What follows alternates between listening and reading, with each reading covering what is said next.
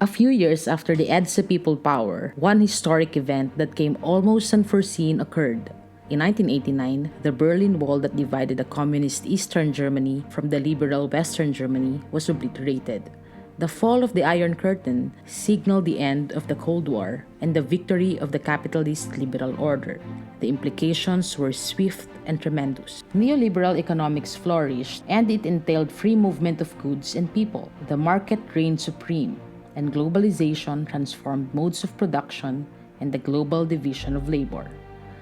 Less than a decade since the end of the Cold War, the world economy unraveled, and there befell the Asian financial crisis of 1997. While neoliberalism facilitated the expansion of an economy that made the rich richer, inequality worsened, and the masses had to suffer unemployment and lack of job security, privatization of social services, and abject poverty. Against this backdrop rose a leader that was loved by the people and whose roots he traced from them. Joseph Ejercito Estrada, a movie star turned politician, rose to the presidency with a rhetoric that was pro-people, pro-poor, anti-establishment, and anti-elite. But how much of this is true? In the final episode of this year's Primary Sources and View, let us scrutinize the movie star president through his inaugural address spoken before cheering crowds on June 13, 1998 and answer the question, Erap, para nga ba sa mahirap? This is Podcast, Conversations on Philippine History, Politics, and Society. Wow, parang kailan lang when we started this season. Well, mga 3 months ago lang naman. But we are now on our 14th and final episode. And we were able to cover some 14 primary sources. Ang galing natin. Hello sa inyo lahat. Ako si Lee. Of course, so 14 Saturdays, 3 monthly wrap-ups. Maraming salamat sa mga sumubaybay sa bawat episode ng season na to. Ako si Vec. And hello, this is Aaron. Ako medyo bitin pa nga ako kasi obviously, sobrang dami pang primary sources na pwede nating pag-usapan at masayang pag-usapan. So our listeners, of course, can expect new installments of Primary Sources and You in the months and years to come. Di ba? Handa ba tayo sa long-term engagement na to? Kino-commit ko ang ating mga Years sarili. talaga. So, dito, manifest. no? Di ba? Sabi nga nila.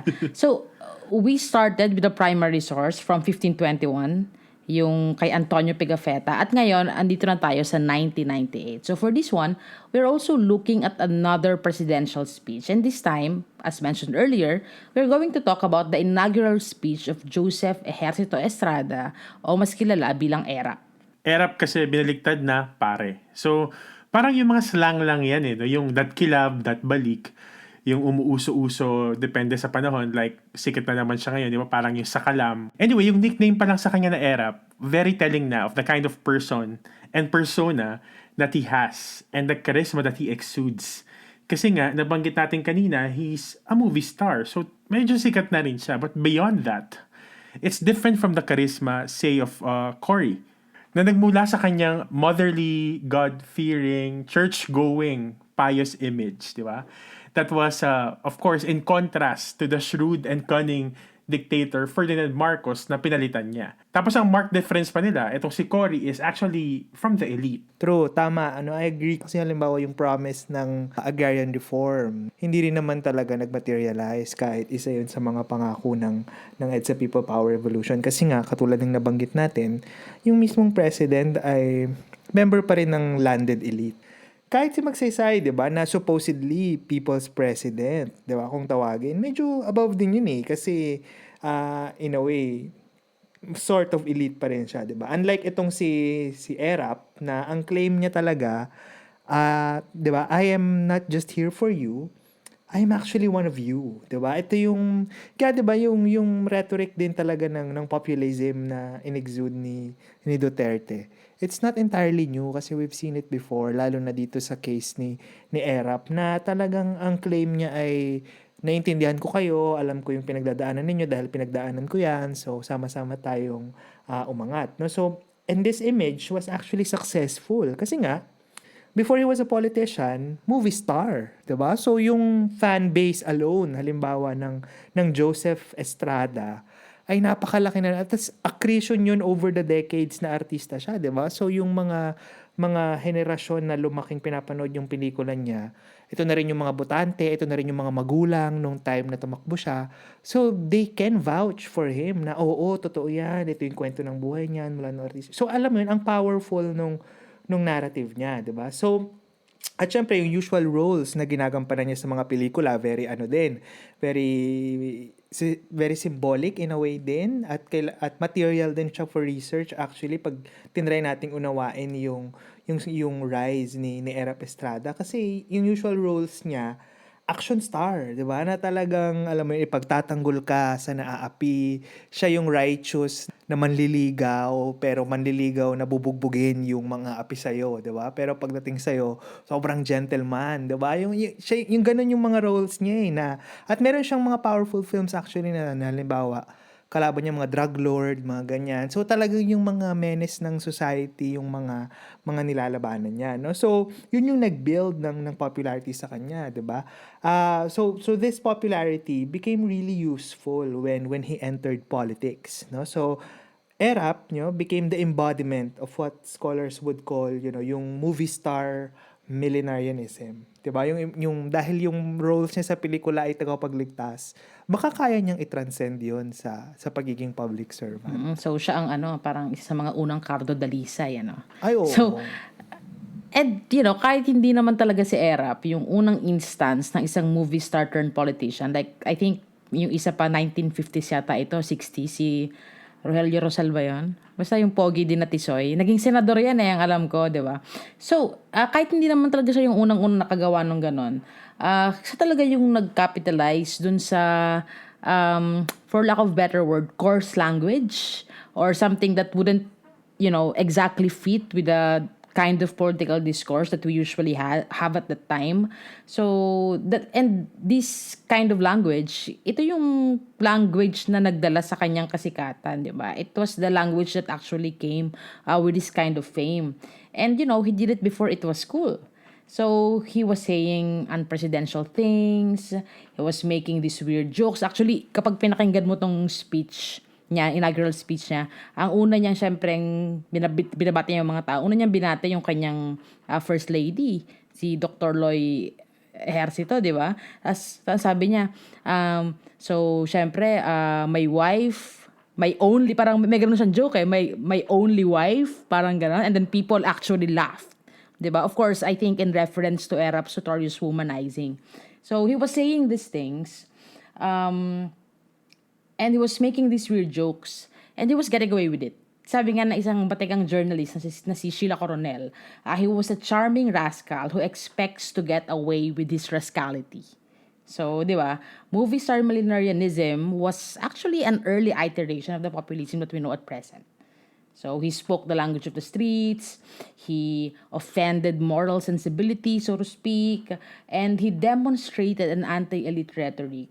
And, he really made himself relatable. Parang, okay, I'm not a lawyer. I was a college dropout and people made fun of me.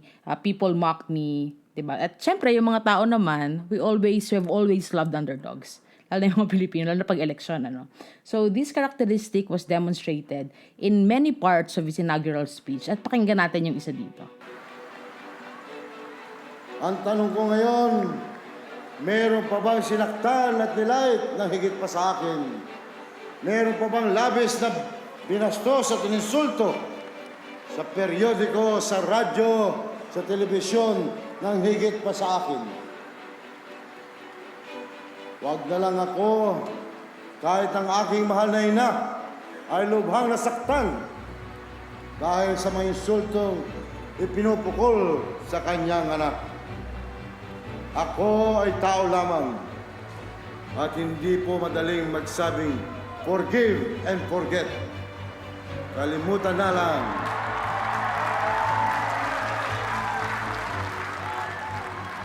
Kalimutan na lang. Ngunit kailangan kong tapusin ang yugtong ito. At sa akin ay tapos na. Nasa likod na natin at hindi na dapat pag-usapan pa. Pagkat dapat lamang na ako'y makisama sa lahat ng ating mga mamamayan kasama man o katunggali, kaibigan o kalaban. Bakit? Sapagkat iisa lamang ang ating bayan, iisa lamang ang ating landas. At kung hindi tayo magsasama-sama sa isang tunay na bukluran, kanino pa kaya at kailan pa, kundi ngayon. Nakakatawa yung binanggit niya sa simula, no? Yung ang dami-dami daw talagang nanlait at nanakit sa kanya at binastos siya sa periodiko o sa radyo at sa television. Kasi he was the butt of a lot of jokes during that time. In fact, may certain category pa nga itong tinawag, yung Erap jokes. Kumbaga, he's a genre on his own. Ito yung parang mga jokes na sinasabing medyo hindi siya ganun ka-bright. So, he's not the sharpest tool in the shed, ika nga. In-exaggerate yung kabubuhan ni Erap at ang premise ng joke ay he was undereducated. May sample ka ba dyan? No? Ako meron ako, pero sige, sili muna. Ang dami niyan eh. Sige, itong isang to muna.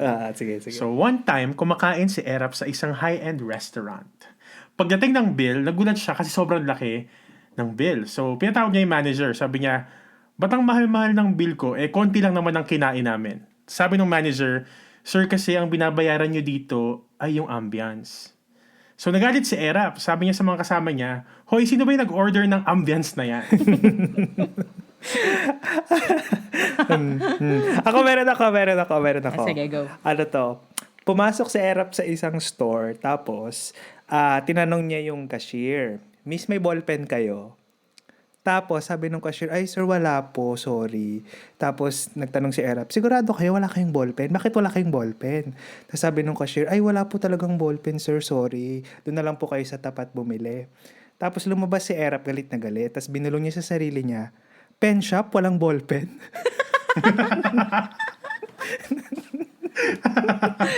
At sobrang dami ng mga ganyang jokes, True. diba? Na talagang kumalat. Kasi yan din yung time na yung texting, diba, was so in. Nandiyan na introduce so GM yan. Unli text. Oo, so yan talaga yung kumalat, yung Erap jokes. Sent to Wala many. pa nga yatang unli yan eh. Parang tagang ginagasusan nila yung mga ganyang kabalbalan. Talagang effortan mo yan. Yung pa yung nagko-compose ka parang sarili mong ringtone na napakayaman mo pag nakatanggap ka ng picture message, diba? Yan yung milieu ng time na yun, kung baga, diba? So, diba, at this point, diba, parang pag tinanong mo, who's laughing now from Erap's perspective, diba? Dami yung Erap jokes, pero I'm the president, diba? Parang ganun yung idea. Naalala ko tuloy dito yung isang line sa Game of Thrones, 'di ba? Dahil nandito naman tayo sa usapang entertainment. Parang use your weakness as an armor and it can never be used against you, 'di ba? Parang something like that, 'di ba? Saan yung nagsabi nito si Tyrion Lannister, 'di ba? Yung parang ganun yung idea, 'di ba? Yan exactly yung ginawa ni Erap na parang kung pinipaint ako nito na medyo salat sa katalinuhan, di ka gamitin ko ito may advantage, 'di ba? Na parang pag-usapan niyo ako, sige. So yung media populism na yan, na parang actually peaked in the same 1998 presidential elections. I mean, ang daming celebrities ang tumakbo in different local and national positions. Like, dito natin makita yung si Ramon Revilla Sr. and Jr. 'Di ba? Yung ayan na yung nag-overlap na yung showbiz at political dynasties, di ba? Yan na yung Tito Soto, Robert Jaworski, Vilma Santos, Joey Marquez. Ito na yung mga, alam mo yon na tinatanong na yung mga artista, yung maraming sikat na artista, pag malapit na yung eleksyon, isa na sa mga showbiz question, may plano ka bang tumakbo sa dadating na eleksyon? It's as if na talagang option siya ng mga artista. No? Ito na yung panahon na yun. And Erap was a big name that made that possible. Kasi hello, he was president. He became president eventually. Diba? So, diba? Mula konsehal hanggang senador, may tumatakbo, star-studded. Diba? Hindi na lang endorser, taga-gather ng crowd, yung mga artista, sila na mismo yung kandidato. Tapos parang makikita mo talaga yung kung paano na pag-combine, kumbaga ni Erap, yung world of politics and showbiz. Kasi kapag itong inaugural speech siya, by the way, available sa YouTube, at panoorin nyo to, isa sa mga binati niya doon, I mean, yung una, binanggit niya, di ba, kapag simula ng speech, binabanggit niya yung mga tao, mga special mention, si FPJ. Tapos nandun si FPJ. Diba? So, nakikita mo talaga kung paano nag-coalesce. And at the same time, kahit daw sa media discourse, kumbaga yung mga personal scandal ng mga artista turned politikos na to ay nagiging issue ng pamahalaan. Erap really shifted the discourse during this time regarding, politics and show business. Tapos, yung kasing the kind of popularity that this afforded Erap, iba siya dun sa kind ng popularity ng ibang mga popular presidents, halimbawa like Cory Aquino or even Ramon Magsaysay.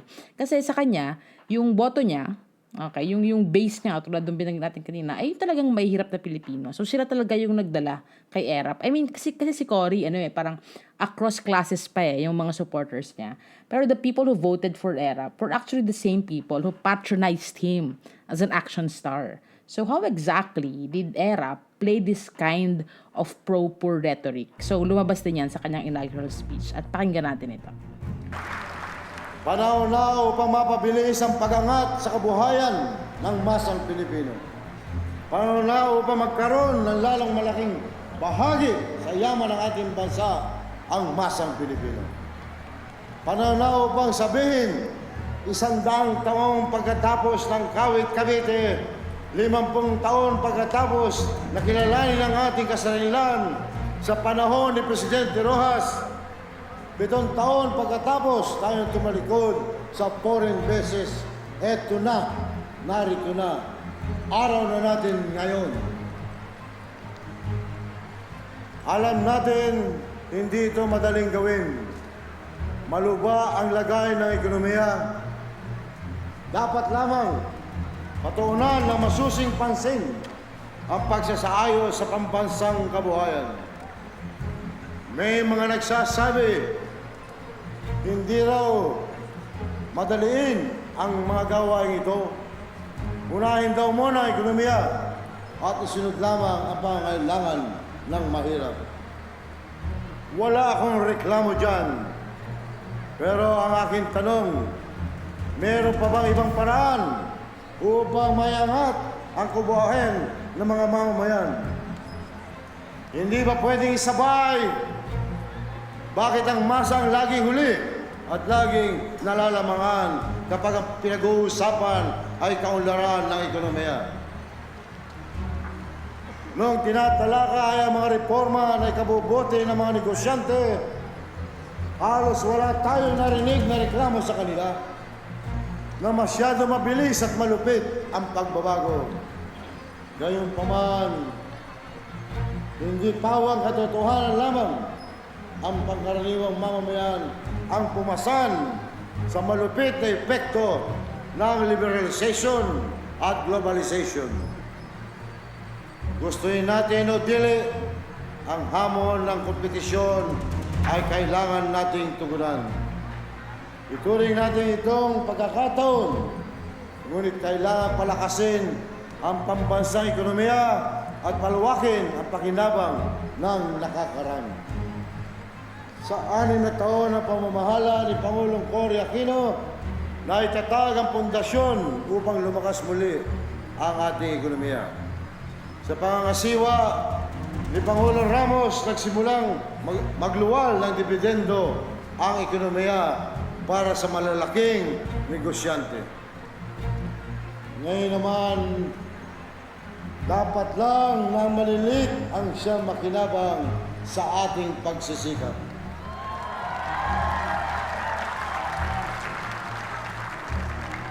Sana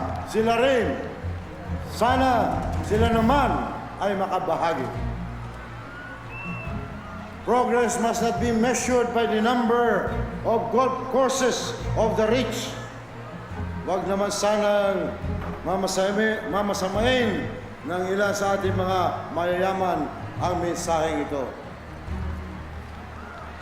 Mulat sa poll, sila ang nakikinabang at hanggang sa ngayon ay nakikinabang pa rin.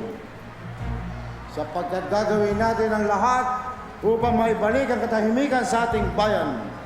Ang katahimikan na kailangan upang umunlad ang ating kalakalan. Kaya sa ating mga maliliit at mahihirap, narito ang pangako ni Erap.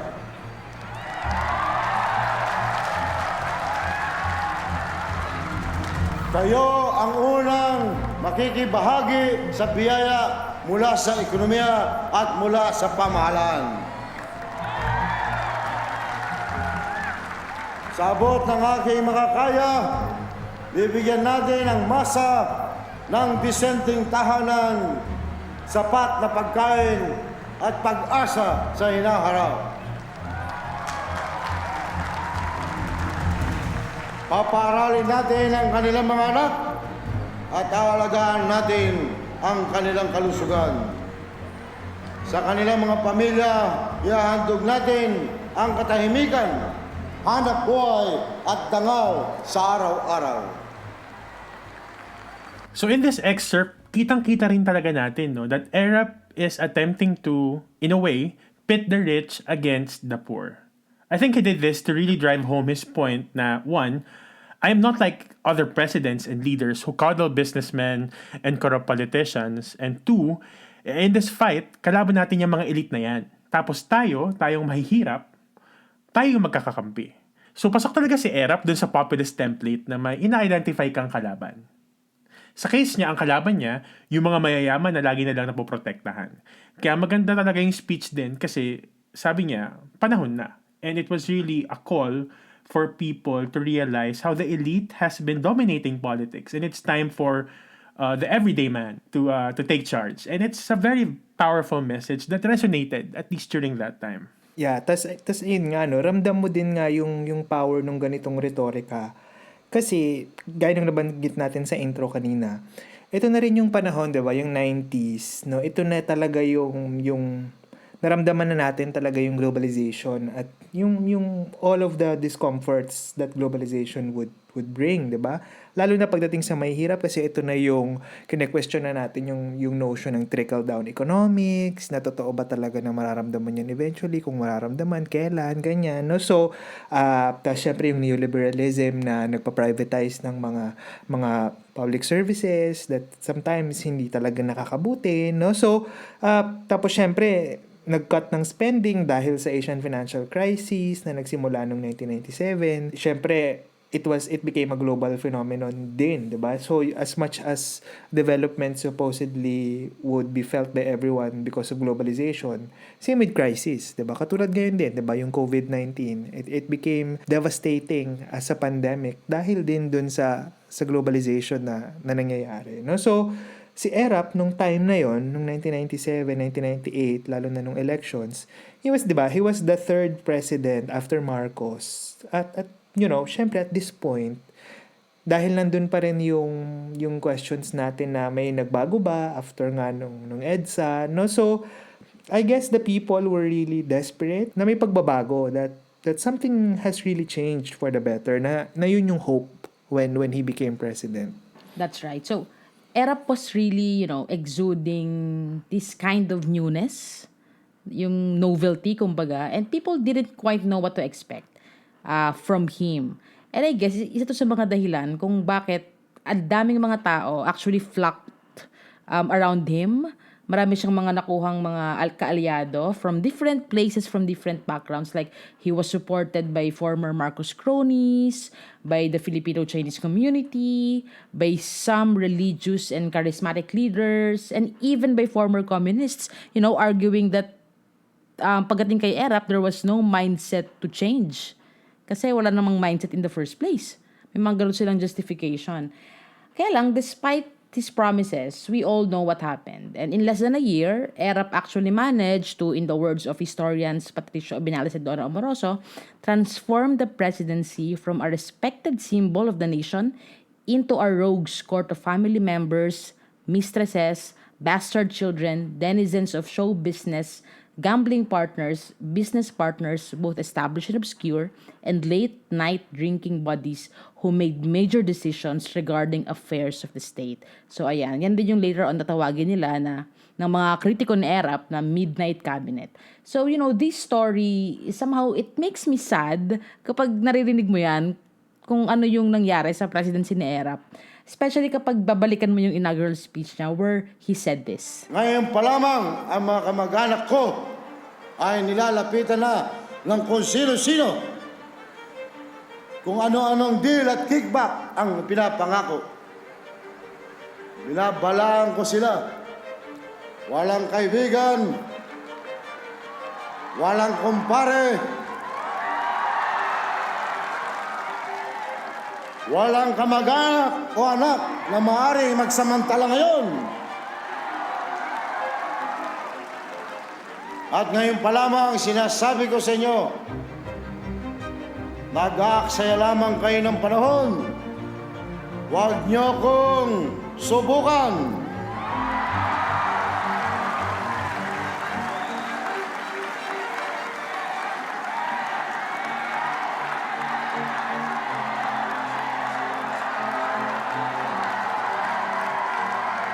Marahil, hindi naman napakabigat ang mga pangako ko sa inyo. Simple lang ang aking minimithi at simple rin ang hinahangad ng masang Pilipino.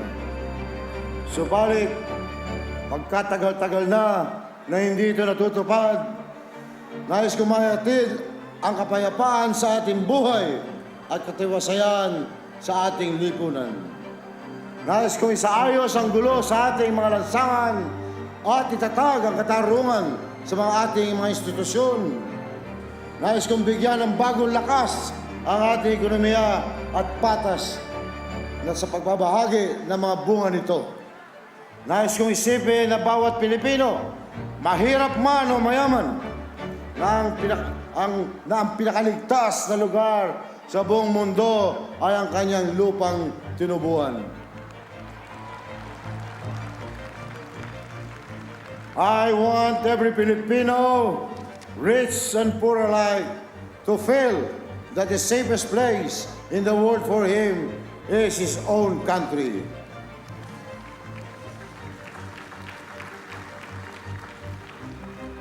Sa dakong huli, umaasa akong magkakaisa tayong lahat upang matamo natin ang kapangyarihan na nagbuhat sa ating makatuwirang hangarin. Sa ganitong pagkakaisa, maiiwasan natin ang krisis sa ating rehiyon at makakamit natin ang pangarap sa ating sentenyal. Kalayaan! Ayan, 'di ba? So classic yung linya na 'yan, 'di ba? Yung kanyang walang kaibigan, walang kumpa-kumpare, walang kamag-anak o anak ng maaring yung anak ng kaibigan na maaring magsamantala, 'di ba? Yan yung ano niya eh, yan yung populist appeal. Yung kanyang performance ng populism ay yung idea na wala akong pinipili, 'di ba? Pero 'di ba, ang masasabi mo na lang doon sana true, 'di ba? Kasi hindi rin naman 'yun nangyari, 'di ba? Pero gusto ko lang din banggitin dito no na nung time din ni Erap, diyan din madami ding campaigns against illegal drugs. Nagkaroon din ng mas maraming kapangyarihan yung mga bodies ng government that try to control the proliferation of illegal drugs gaya ng Dangerous Drugs Board. Sa naalala ko diyan din lumabas yung yung party list na mamamayan ayaw sa droga. Yung MAD, diba? Ni Richard Gomez. Kaya din, may kita natin dito yung tinatawag sa sociology tsaka sa politics, yung penal populism, yung pag-create ng ganitong image na merong threat to the safety of the body politic, of the nation, no? Yung ginawa ni Rodrigo Duterte, no? Although it was, something na in a way groundbreaking, it's not totally new, 'di ba? Na si Erap, no, ginawa na rin niya 'yon na halimbawa na rhetoric niya against the rich, yung rhetoric niya against drugs, no? Yun din yung nagbolster sa kanya na kasi nga nagtouch yun ng sensibility ng mga tao na yun yung mga kailangan. Yung rhetoric niya na walang mayaman, walang kaibigan in the eyes of the law, medyo kabaliktaran agad yung nangyari kasi I mean, kung sino-sino yung pumalibot kay Erap at ayun, 'di ba? He was involved in a lot of corrupt activity and all of his promised anti-poverty measures hindi nararamdaman, no? At the contrary, siya pa yung nasa sentro ng mga corruption cases, allegations nung time na yun. Sabi nga nila, no, Erap thought that he could help the poor and enrich himself and his cronies at the same time. Siyempre, hindi yan pwede. Hindi siya posible, ano. And to be fair naman, yung scale ng corruption ni Erap at this point, sobrang mas maliit relative to that of Marcos. In fact, sabi nila, yung corruption ni Erap, hindi naman umabot sa point na it dented the national economy like Marcos's corruption did. Alright? Pero ayun nga kahit pa sabihing maliit yan, still corruption, 'di ba? And diba, something small can lead to something really big. And again, to be fair, at this point, 1 year into his presidency, Erap actually listened to his critics and, started acting presidential. He wanted to regain yung kanyang political image na yun nga, medyo nasira just 1 year into his presidency. Tsaka at least si Erap, hindi siya na maayos siya magbarong, maayos siya magsuot ng barong. Hindi niya kino-curl up sa braso niya yung barong, diba? Unlike some people. Oo. Saka overall, pogi siya. To be fair. Right. Oo. Correct. Oo. Yung may karapatan siyang magpa-cute kasi ang pogi naman talaga ni Erap, lalo na nung bata siya, 'di ba? Hindi katulad nung iba na kalaban nila gwapo sila para magbukas ng polo, ng barong. After that, he did something to convey, an aura of decisiveness. And this was the total destruction of the MILF and the Abu Sayyaf group. I think many scholars on Mindanao will agree how Erap was responsible for setting back the whole path towards peace in Mindanao. Kasi imagine, instead of continuing the peace process, kasi noong 1996, na-sign yung peace agreement with MNLF. So immediately, nag-start na dapat yung talks with the MILF naman. Di ba? When he became president, hindi niya yun itinuloy. At ang ginawa niya, ginamit niya yung issue ng Mindanao para sabihin na, look at me, I'm a decisive president. All in the guise of showing na, I'm also a strong leader. And he went so far as to bring a truckload of beer and lechon in MILF's Camp Abu Bakar, where he personally visited, siya mismo yung nagpunta dun, at nag-inuman sila. So imagine, alcohol and pork. Oh my God. Minsan isipin mo, Roman Empire ba ito na isi-shame natin yung mga kalaban natin? Di ba? Parang, Di ba? naku. Napakababoy. Kaya nga, grabe. At siguro talaga ang tingin nila sa mga Muslim ay hindi Pilipino. To do that, at walang pagrespeto sa relihiyon ng mga kababayan nating Muslim. So imagine how the Muslims must have felt. Not just those who are fighting the government, but also regular Filipino Muslims, di ba? Isa pang ironic dito kay Erap is that he gained popularity and prominence when he was a senator because he voted against the renewal of the U.S. military bases agreement. Yet, he approved the return of the American forces in the Philippines to help in the obliteration of the rebels. At the same time, he was also the president when the visiting forces agreement was ratified by the Senate na majority rin ay kaalyado niya. So, ano ba talaga? Yet sinasabi niya ngayon na United States din daw talaga yung nagpatalsik sa kanya at nag-impeach sa kanya. So, medyo magulo. Actually, no, at syempre, very important rin na makita natin yung context na yan na lalo siyang naging salient, lalo na nung nangyari yung 9/11, di ba? Parang medyo foreshadowing din ito nung 9/11 na 'di ba yung global context niyan kasi naghahanap na din ng bagong kalaban yung US in a way, no, to put it bluntly. Kasi syempre kailangan na ng mapagagamitan ng kanilang military industrial complex.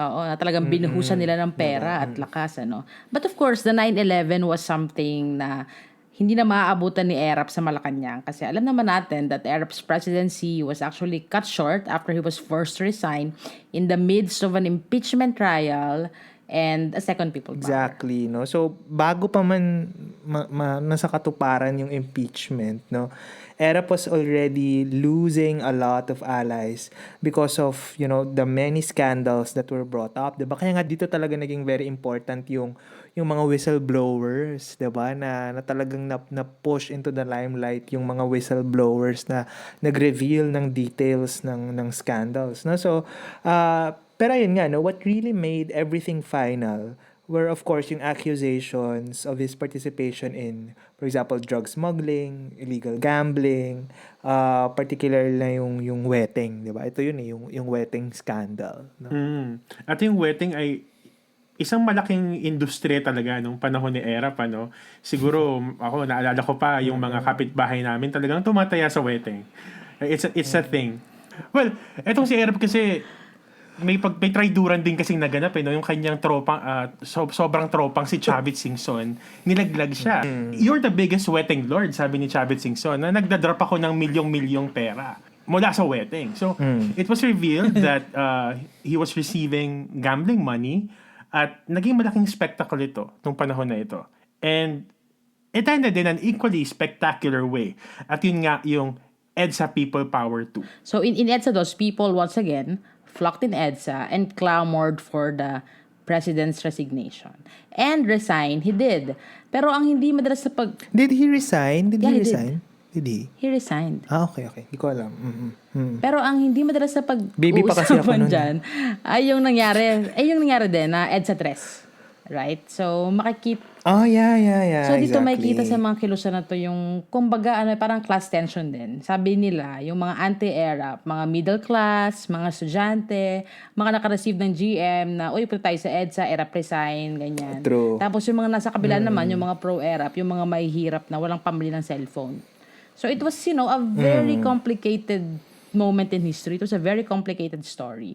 At may mga nagsasabi pa na, ayun nga, the elite conspired against the populist president, ganyan. So, yeah. Yeah, so actually, di ba, ang daming nangyari since EDSA 2. That was like two decades ago, di ba, almost. So, Oh ang my dami pa God, nating... you're old. Oh, yeah. Ang dami pa nating mapag-uusapan. So, di talaga tayo maubusan ng topic. So, ayan, sana di kayo nabitin sa season 2 and worry not because we have a lot of conversations lined up for you. So don't forget to share our episodes to your friends and follow us on social media and subscribe to our podcasts in different streaming apps. At of course, hintayin nyo yung lalabas naming new season na paparating na. That's right. So, also, don't forget to let us know what you think by dropping some comments or messaging us on our social media pages like Facebook, Twitter, Instagram. You can also visit our website, www.podcast.org. So, thank you for joining us today. See you next season and Have a good day!